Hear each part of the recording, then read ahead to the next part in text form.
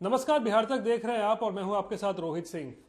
क्या RJD supremo Lalu Prasad ने प्रधानमंत्री नरेंद्र मोदी के परिवार पर सवाल खड़े कर कर लोकसभा चुनाव से पहले सेल्फ गोल कर दिया है? और क्या इसका फायदा बीजेपी को आने वाले चुनाव में मिल सकता है? ये बड़ा सवाल है। दरअसल ये पूरा मामला जो है अब तूल पकड़ता जा रहा है और जिस तरीके से लालू प्रसाद ने महागठबंधन की रैली के दौरान प्रधानमंत्री नरेंद्र मोदी पर हमला किया और सवाल खड़े किए उनके परिवार नहीं होने पर।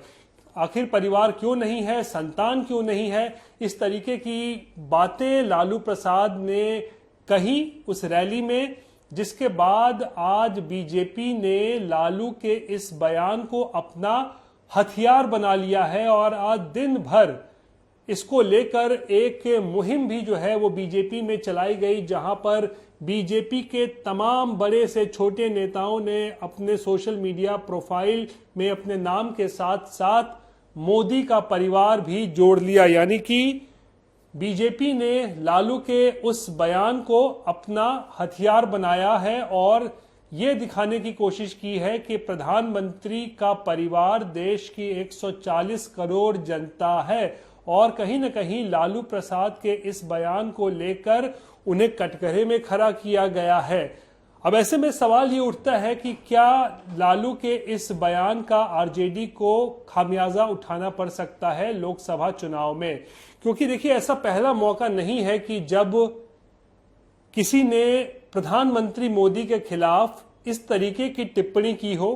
कई बार निजी टिप्पणी भी की गई है और फिर उस वक्त क्या चुनावी नतीजा होता है, इसको लेकर हम अगर एक एनालिसिस करें तो हम देख सकते हैं कि पिछले तकरीबन 15 सालों में ऐसे कई मौके हैं, यानी कि ऐसे कई मौके आए जहां पर प्रधानमंत्री मोदी को अपशब्द कहे गए और फिर जब चुनाव में ये तमाम चीज मुद्दा बना तो फिर बीजेपी ने किस तरीके से कांग्रेस को धूल चटाया। दरअसल सबसे पहले ये पूरा मामला जो है 2007 में आपको ले चलते हैं, जब पहली बार प्रधानमंत्री नरेंद्र मोदी को मौत का सौदागर कहा गया था। सोनिया गांधी ने उस वक्त गुजरात के चुनाव के दौरान प्रधानमंत्री को मौत का सौदागर कहा था। उसके बाद इस बयान को मोदी ने अपना हथियार बनाया था और फिर उस चुनाव में हमने देखा कि बीजेपी कैसे 182 में से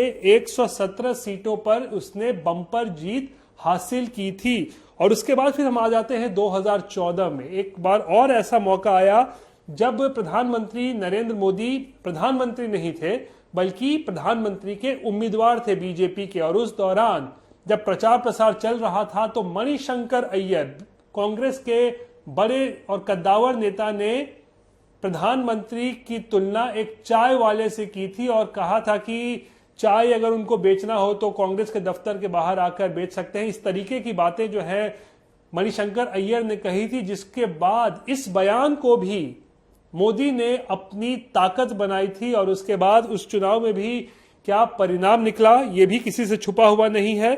और उस चुनाव में मोदी की फिर एक बार बम्पर जीत हुई थी और मोदी देश के प्रधानमंत्री बने थे। बीजेपी उस वक्त अपने दम पर सरकार उसने बनाई थी। यानी कि चाय वाला कमेंट के बाद उसका नुकसान कांग्रेस को झेलना पड़ा था। उसके बाद आपको हम ले चलते हैं 2017 में। 2017 में भी जब गुजरात विधानसभा चुनाव चल रहे थे तो उस वक्त भी मणिशंकर अय्यर ने ही एक बार फिर प्रधानमंत्री पर निजी टिप्पणी की और उन्हें नीच इंसान से उनकी तुलना की। यानी कि ये कमेंट भी जो है एक कहीं न कहीं माना गया कि प्रधानमंत्री के खिलाफ मणिशंकर अय्यर ने अपशब्दों का प्रयोग किया है, निजी टिप्पणी की है। और फिर मोदी ने भी उस चुनाव में इसको अपना हथियार बनाया और फिर उस चुनाव में भी बीजेपी की गुजरात में बम्पर जीत हुई। और फिर 2019 लोकसभा चुनाव हो रहे थे, प्रधानमंत्री अपने दूसरे कार्यकाल के लिए चुनाव लड़ रहे थे कि दूसरी बार प्रधानमंत्री बने, और उस वक्त रफाल जो है विमान को लेकर बड़ा मुद्दा बनाया गया था। और फिर राहुल गांधी ने एक मुहिम चलाई देश भर में, एक स्लोगन दिया कि चौकीदार चोर है। और पूरे देश में इसको फैलाने की कोशिश की, लेकिन चौकीदार चोर है का नारा बुरी तरीके से जो है वो फ्लॉप हुआ और फिर प्रधानमंत्री को जहां पर चोर कहा जा रहा था राहुल गांधी के द्वारा, यानी कि चौकीदार, प्रधानमंत्री अपने आप को लगातार कहते हैं, तो चौकीदार चोर है का एक नारा देकर कहीं न कहीं प्रधानमंत्री पर सवाल खड़े कर रहे थे। वो बयान भी बैकफायर करता है कांग्रेस के खिलाफ और फिर उस चुनाव में बीजेपी की और प्रचंड जीत 2019 लोकसभा चुनाव में हुई थी। यानी ये तमाम ऐसे मौके हैं जहां पर प्रधानमंत्री के खिलाफ जब भी अपशब्दों का प्रयोग किया गया है या फिर उनके खिलाफ कोई ऐसी भाषा का प्रयोग किया गया है, निजी टिप्पणी की गई है, तो कैसे मोदी उस बयान को अपना हथियार बना लेते हैं, अपनी ताकत बना लेते हैं, ये साफ देखा जा सकता है। और फिर अभी हाल में ही 2022 की बात कर लीजिए, गुजरात इलेक्शन के दौरान ही एक बार फिर मल्लिकार्जुन खड़गे, उन्होंने रावण से तुलना की थी प्रधानमंत्री मोदी की। तो ये ऐसा मौका था कि उसमें भी जो है गुजरात में बम्पर जीत हुई फिर से कांग्रेस की, तो माफ कीजिएगा बीजेपी की। तो प्रधानमंत्री के खिलाफ जब भी ऐसी भाषा का प्रयोग किया गया, अपशब्दों का प्रयोग किया जाता है, तो प्रधानमंत्री उसे अपनी ताकत बना लेते हैं और इस बार भी यही हुआ है ऐसा लगता है। लालू प्रसाद ने जब परिवारवाद का मुद्दा उठाया, प्रधानमंत्री के परिवार नहीं होने को लेकर तंज कसा, उनकी संतान क्यों नहीं है इसको लेकर जो है वो तंज कसा और उसके साथ ही साथ उन्हें गैर हिंदू भी बताया। लालू ने यह भी सवाल खड़े किए कि अपनी माता के मृत्यु के बाद आखिर प्रधानमंत्री ने क्यों नहीं अपनी दाढ़ी या बाल छिलवाए, जो कि हिंदू परंपरा होती है, उसको लेकर भी सवाल खड़े किए।